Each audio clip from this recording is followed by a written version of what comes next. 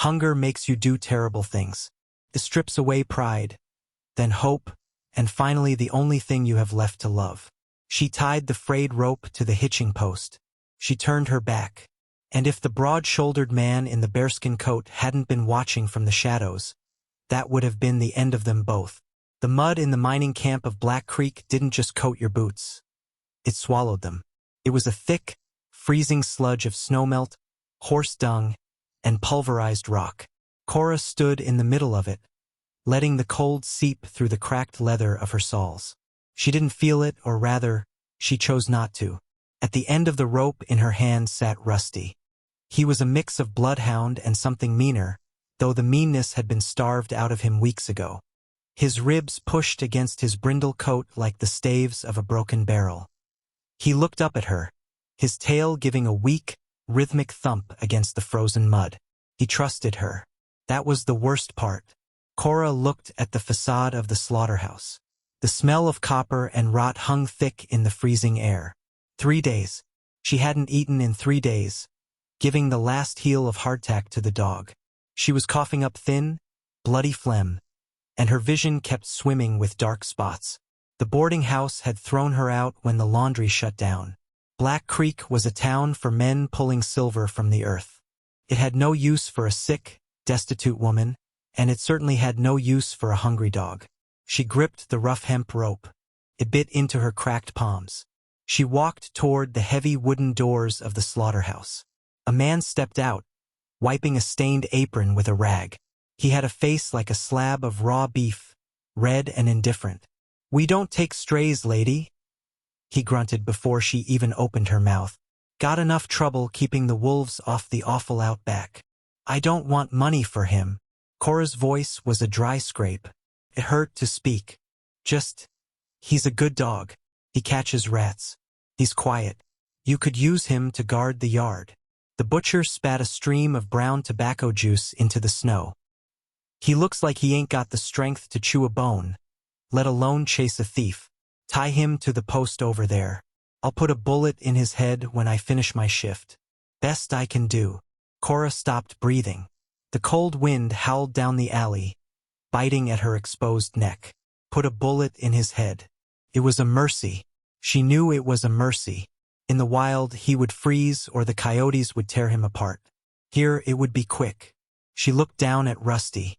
He whined, a high, thin sound, and leaned his heavy head against her shin.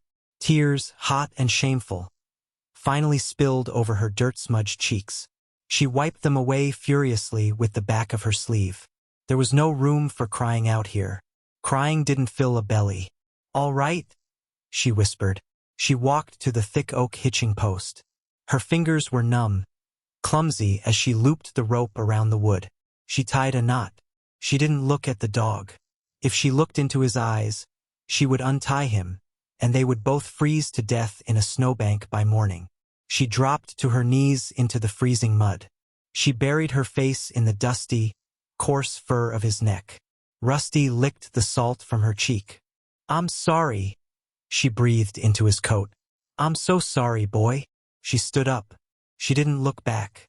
She took one step, then another. The mud sucked at her boots. "Not sloppy."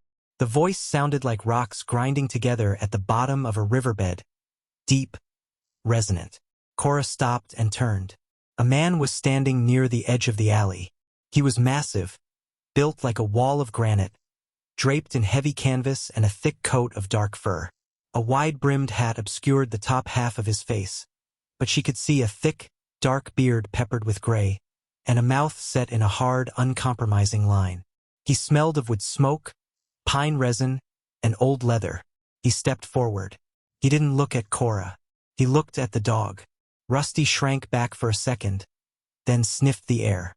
The dog didn't growl. "You leave a dog tied like that, he'll choke himself trying to get loose," the man said. His tone wasn't mean. It was entirely flat. Fact.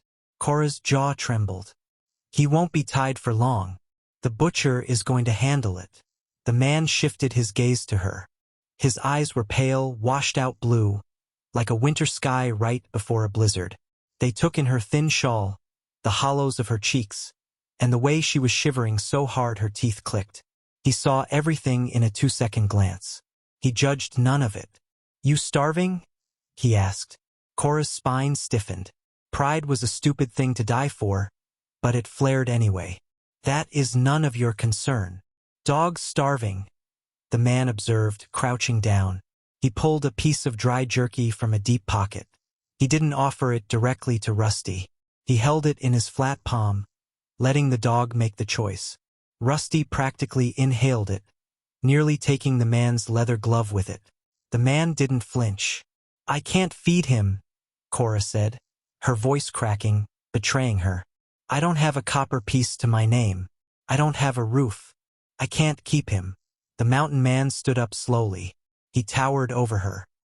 He looked past her toward the bustling, indifferent street of the mining camp, then down at the dog and finally back to her.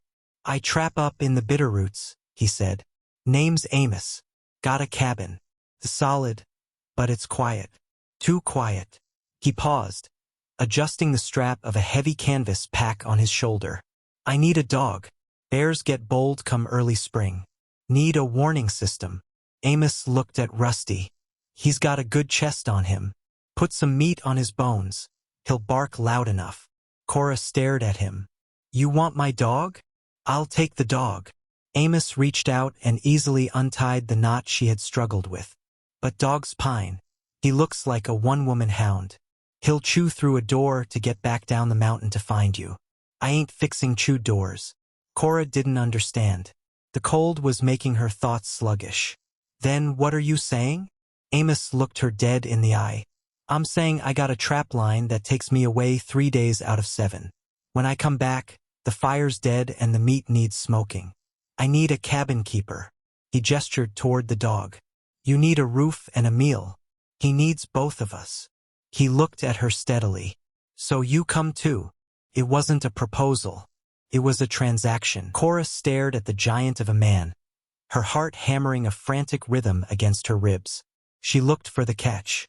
Men in mining camps didn't offer favors to destitute women without expecting something dark and heavy in return. She knew the currency of this world. "I won't be your," she said. The words tasted like ash, but she forced them out, keeping her chin leveled at his chest. Amos didn't blink. The stoic expression on his bearded face didn't shift by a millimeter. "Didn't ask for one," he replied, his voice a low rumble. "I asked for a firekeeper. You sleep in the loft. I sleep by the hearth. You keep the axes sharp, the meat salted, and the dog fed. That's the bargain. Take it or freeze. Makes no difference to the mountain." He turned and began walking away, his heavy boots crunching through the icy mud. He held the rope loosely. Rusty followed him for 2 steps, then stopped, pulling the line taut. The dog looked back at Kora, whining, a sound that tore right through her chest. She looked at the slaughterhouse. She looked at the filthy street. She had a small skinning knife tucked in her right boot. It wasn't much, but it was sharp. "Wait!" she called out. Amos stopped, but didn't turn around.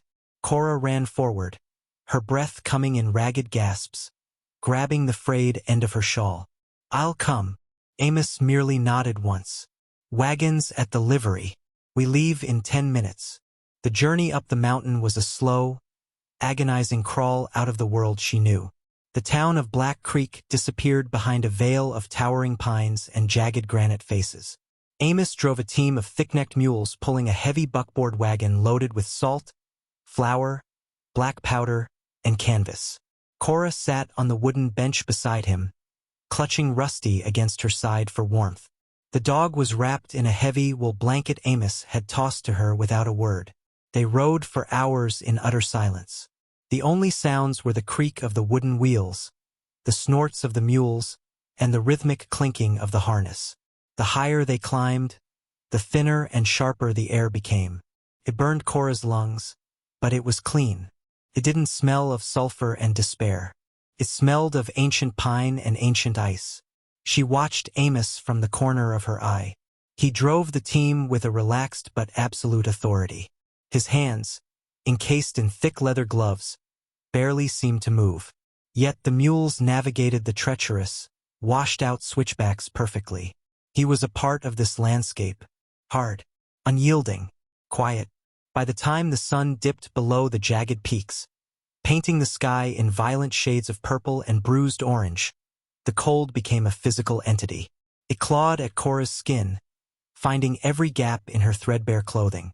She began to shiver violently, her teeth chattering so hard her jaw ached. Amos noticed. He didn't offer a platitude. He reached behind the seat, grabbed a massive, foul-smelling buffalo robe, and threw it over her and the dog. "Half-hour," was all he said. The cabin emerged from the darkening woods like a natural growth of the mountain itself. It wasn't built for aesthetics. It was built for war against the elements. Thick, unpeeled logs locked together tightly, chinked with mud and horsehair.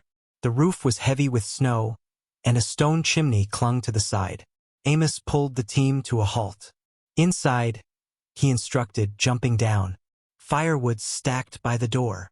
Kora didn't argue. She scrambled down, her legs numb and trembling, and pushed open the heavy oak door.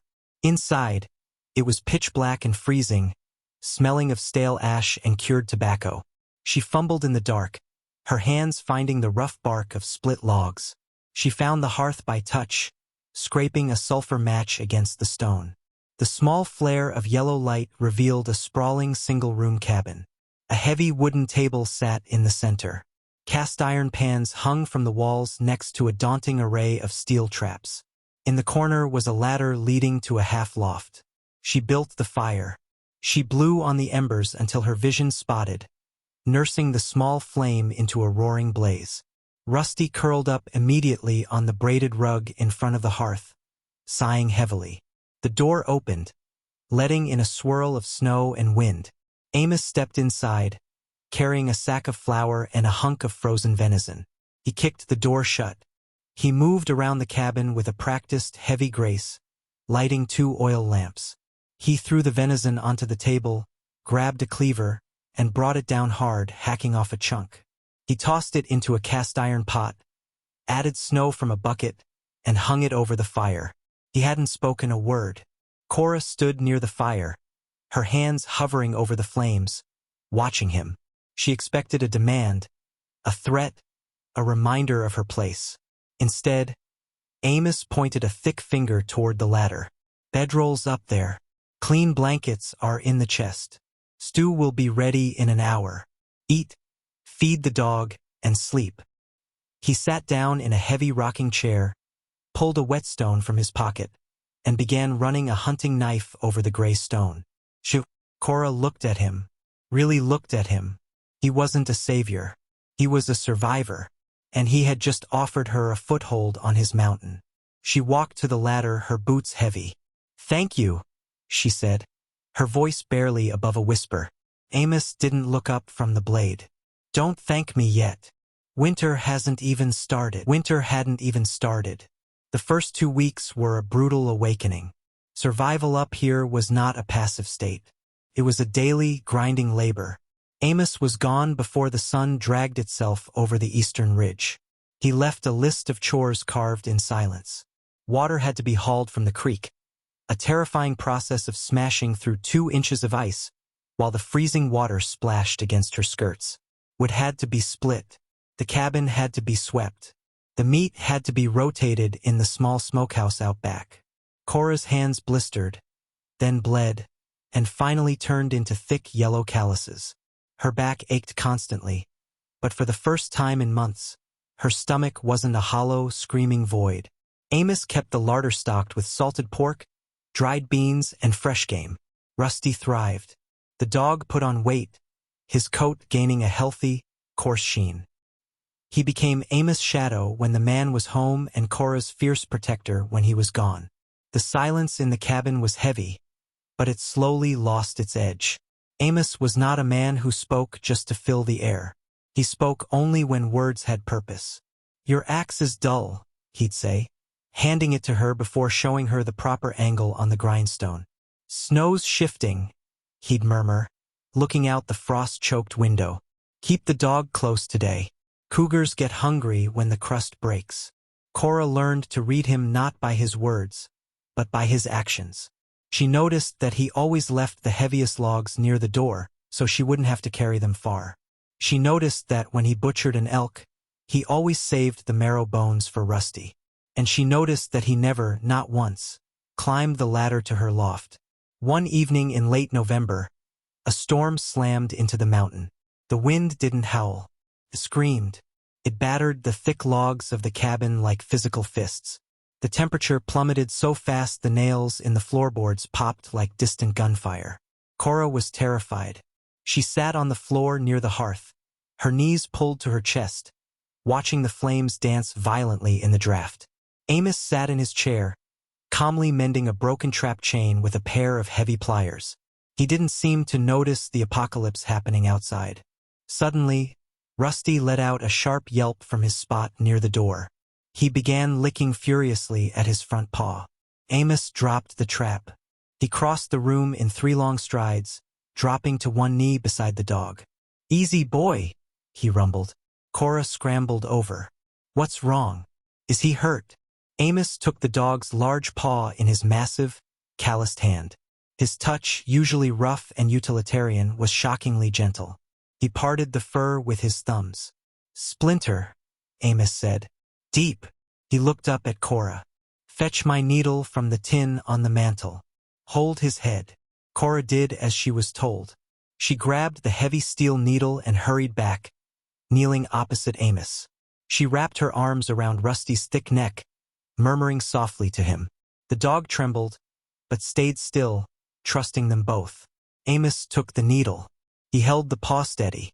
"It's going to hurt for a second. Hold him tight." With a deft, precise motion, he dug the needle into the pad and flicked upward. Rusty yelped and jerked, but Kora held firm. Amos pulled a jagged, inch-long piece of oak from the dog's paw. "Got it," he said, tossing the bloody splinter into the fire. He reached into his pocket and pulled out a small tin of bear grease, rubbing a generous amount into the wound. Rusty sniffed the grease, gave Amos' bearded cheek a quick lick, and settled back down with a heavy sigh. Amos wiped his hands on his canvas trousers and remained kneeling, looking at the dog. Then, slowly, he lifted his eyes to Kora. In the dim, flickering light of the fire, the shadows on his face softened. The flat, detached look in his eyes was gone, replaced by something tired, heavy, and undeniably human. "He's a brave dog," Amos said softly. "He's had to be," Kora replied, her voice trembling slightly, not from the cold, but from the sudden, suffocating intimacy of the moment. The wind raged outside, but inside, the air was entirely still. "The world's hard on things that don't bite back," Amos said, his gaze drifting from her eyes down to her scarred, calloused hands resting on the dog's fur. He reached out. For a second, Kora stopped breathing. She thought he was going to grab her hand.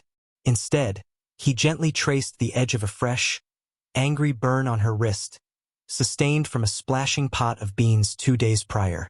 His touch was as light as a falling leaf. "You're learning to bite back," he murmured. He pulled his hand away, stood up, and went back to his chair. He picked up his pliers and his broken chain. Kora stayed on the floor with the dog for a long time, listening to the rhythm of the storm and the steady, grounding scrape of metal on metal. The mountain was still terrifying. The winter would be long and brutal. But as she watched the firelight dance across the broad expanse of Amos' shoulders, she realized something profound. She was no longer just surviving. She was home. January brought the deep freeze. The miners down in Black Creek called it the starving moon. Up on the ridge, it was simply the end of the world. The cold wasn't just a temperature anymore. It was an entity. It lurked outside the thick log walls, pressing against the frosted glass of the single window, waiting for the fire to die.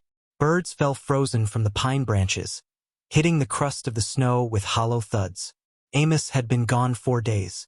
The bargain was 3. He had never been late, not by an hour. Kora sat at the heavy oak table. Her hands were wrapped tightly around a tin mug of chicory coffee, but she didn't drink. She stared at the door. Rusty paced the length of the cabin, his claws clicking rhythmically against the floorboards. Every few minutes, the dog would stop, press his broad nose against the crack beneath the door, and let out a low, vibrating whine. "I know," Kora whispered. Her voice sounded thin, swallowed by the immense silence of the cabin. Panic was a luxury she couldn't afford. If she panicked, the fire would go out. If she panicked, the dog would starve. She stood up, her movements deliberate and mechanical. She went to the hearth and threw 2 more split logs onto the fire. She watched the sparks fly up the chimney, counting them until her heartbeat slowed to a dull, heavy rhythm. By noon of the 5th day, the storm was moving in. The wind began to shriek through the canyon, carrying fine, biting powder that looked like ground glass.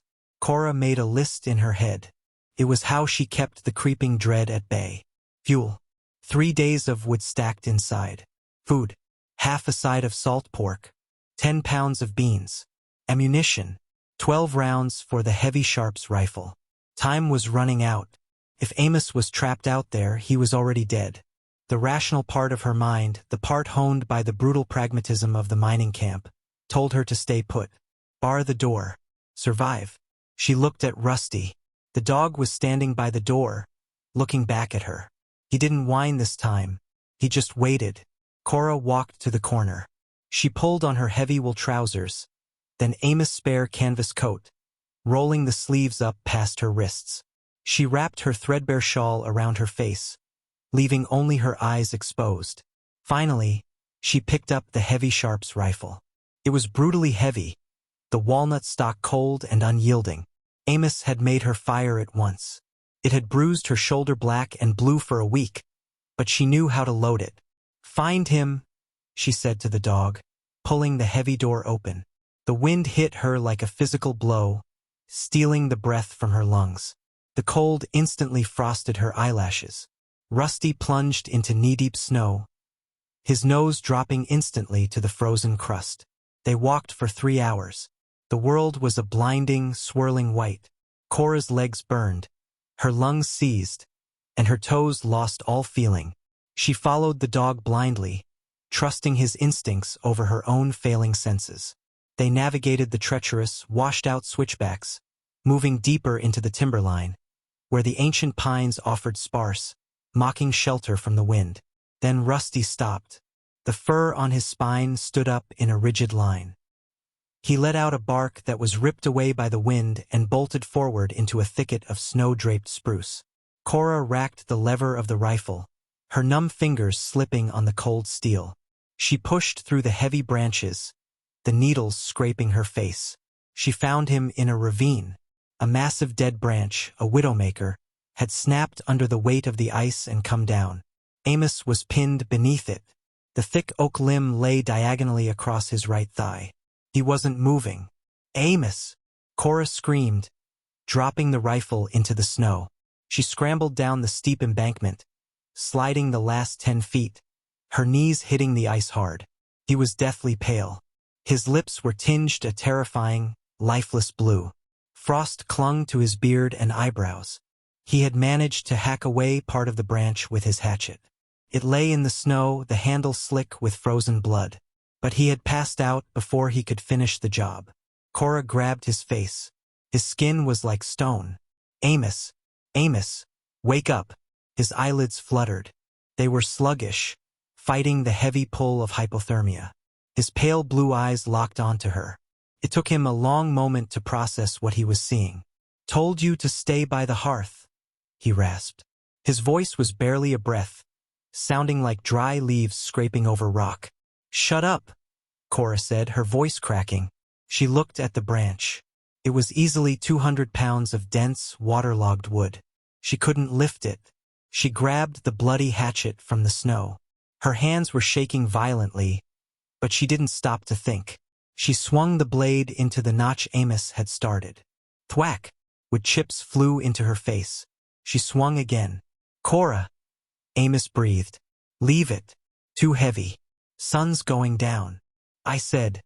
"Shut up," she snarled, swinging the hatchet with desperate, feral strength. Her muscles screamed. Her lungs burned. She didn't feel the blisters tearing open on her palms beneath her heavy gloves. Rusty dug furiously at the snow beneath Amos' leg, trying to clear space. It took 20 agonizing minutes of chopping. Finally, the wood groaned. Kora dropped the hatchet, wedged her shoulder beneath the thicker end of the severed branch, and heaved. The world went black at the edges of her vision. She pushed upward with her legs, screaming against the weight. The branch rolled off his thigh with a sickening crunch. Amos let out a sharp, choked gasp, his head falling back against the snow. "Can you stand?" Kora asked, her chest heaving. Amos looked at his leg. The thick canvas of his trousers was torn, the fabric soaked in dark, freezing blood. "Bones intact," he muttered, gritting his teeth. "Muscle is chewed up. I can't walk." "Then I'll drag you." She scrambled back up the embankment and broke off 2 long, sturdy pine boughs. She dragged them down, using Amos' spare belt and her own shawl to lash them together into a crude travois. She pulled it alongside him. "Roll," she commanded. With agonizing slowness and a grunt that sounded like a dying bear, Amos rolled onto the pine boughs. Kora grabbed the front ends. Rusty grabbed the hem of Amos' coat in his teeth, pulling backward in a desperate attempt to help. The journey back to the cabin took 5 hours. The sun vanished, plunging the mountain into an abyss of howling darkness. Kora pulled the travois. Every step was a negotiation with gravity and exhaustion. She stopped feeling her hands and feet. She stopped feeling the cold. She became nothing but a machine made of ragged breath and forward motion. Pull, step, pull, step. When they finally reached the clearing, the cabin was dark. The fire had died. Kora dragged him inside, kicking the heavy door shut against the storm.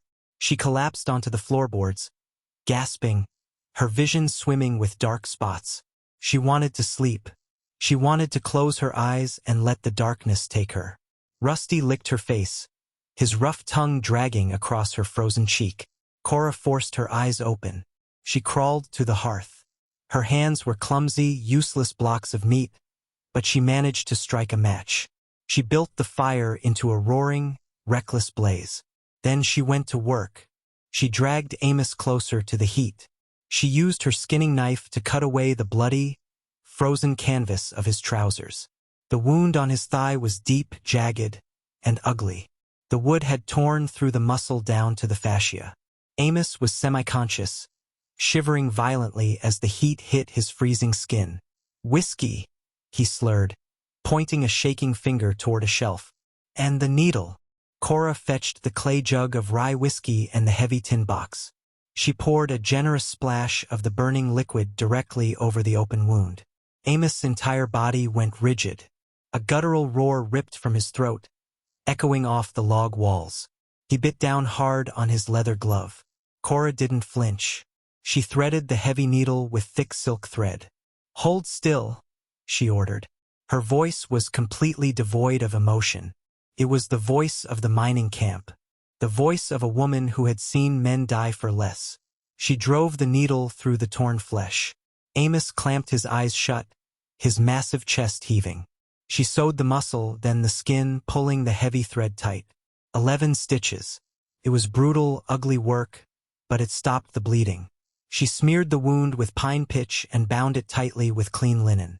Then she dragged every blanket, pelt, and buffalo robe they owned and piled them on top of him. She curled up on the floor beside him, pulling Rusty tightly against her chest, and finally, mercifully, let the darkness pull her under. The fever broke on the 4th day.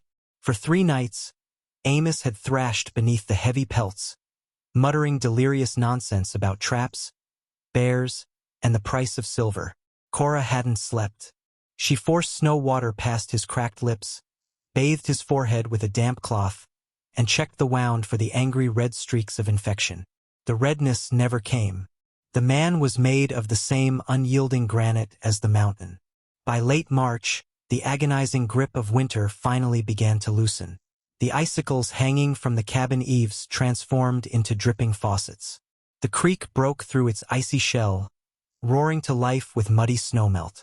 Amos was out of bed, leaning heavily on a carved ash walking stick. He was quieter than usual. The dynamic in the cabin had fundamentally shifted, and the air between them was thick with an unspoken weight. Before the injury, he was the provider, the immovable object.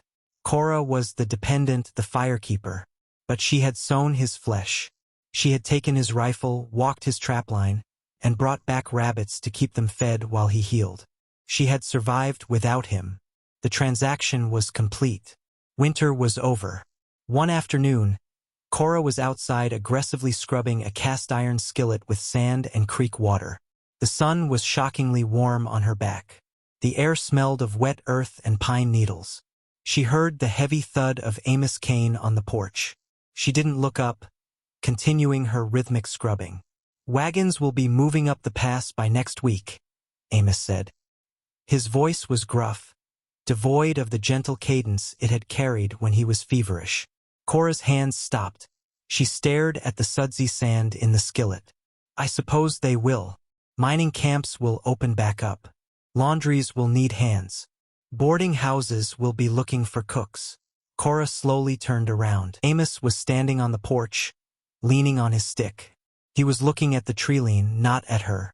"Are you telling me to leave, Amos?" she asked. Her voice was steady, but a cold knot tightened in her stomach. Amos finally looked at her. He reached into his coat pocket and pulled out a heavy leather pouch. He tossed it onto the wooden table near the door. It landed with a heavy metallic clink. "Sold my early winter furs to the trader before the freeze," Amos said. "There's 40 silver eagles in there. Enough for a stagecoach ticket to Denver or San Francisco. Somewhere clean. Somewhere that ain't a frozen hellhole." Kora stared at the pouch. It was more money than she had ever seen in her life.